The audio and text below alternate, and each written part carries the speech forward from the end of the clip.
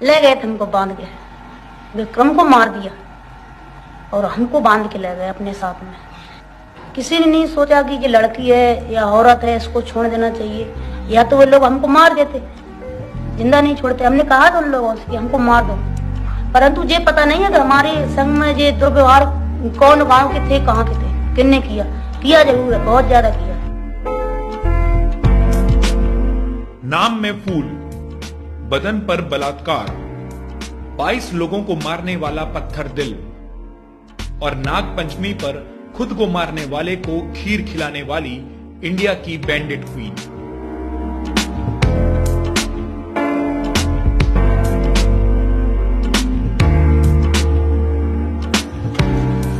साले गांव के गुंडे भैया तंग करते, परेशान करते कि तेरी लड़की मेरे को गाली दे रही थी, तेरी लड़की मुझे ऐसा कर रही थी, बहाना करके फिर मुझे मारते पीटते और मेरी माँ से भी पिटवाते, माँ से शिकायत करते कि ये तेरी लड़की का नाम की मुझे पत्थर मार रही थी। मेरी माँ मुझे मार के बाहर निकालती और मेरी शादी बिल्कुल छोटे में हो गई थी, हम 11 साल के थे।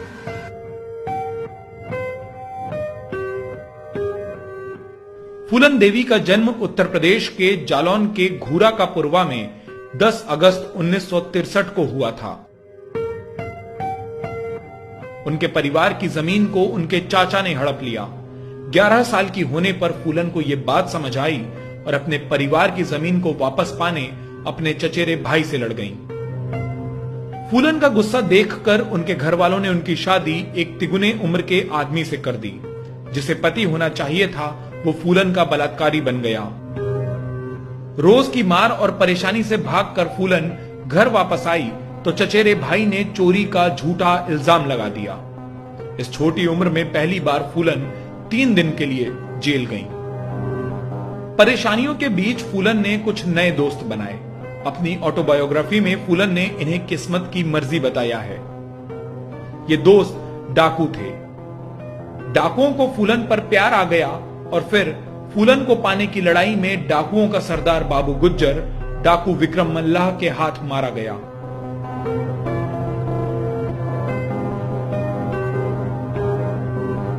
बाबू गुज्जर की मौत से गुस्से में आए श्री राम ठाकुर और लाला ठाकुर ने विक्रम और फूलन के गैंग पर हमला कर दिया।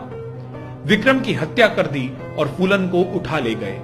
इसके बाद फूलन के साथ जो हुआ उसने फूलन की जिंदगी बदल दी। फूलन के कपड़े फाड़ दिए गए, उन्हें नंगा रखा गया और करीब 3 हफ्ते तक लगातार उनके साथ गैंगरेप होता रहा। सिर्फ 18 साल की उम्र में फूलन ने इतना कुछ सहा। बाद में फूलन ने अपनी ताकत बढ़ाई और 1981 में वो उसी बेहमई गांव में पहुंची जहां उनके साथ ये सब हुआ था। गांव से 22 ठाकुरों को निकाला और सभी की गोली मारकर हत्या कर दी। इसके बाद फूलन देवी बन गई बैंडिट क्वीन।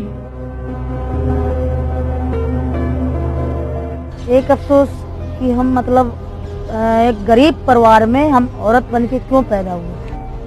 हम अगले जन्म में भले ही जानवर बन जाएं पर इस तरह की मतलब औरत नहीं बनना चाहिए। बहुत बस अजीब सा लगता है, वो बातें जो पहले की याद आती हैं तो मेरे वैसा लगता है थोड़ा। अब तो धरती आसमान का फर्क है।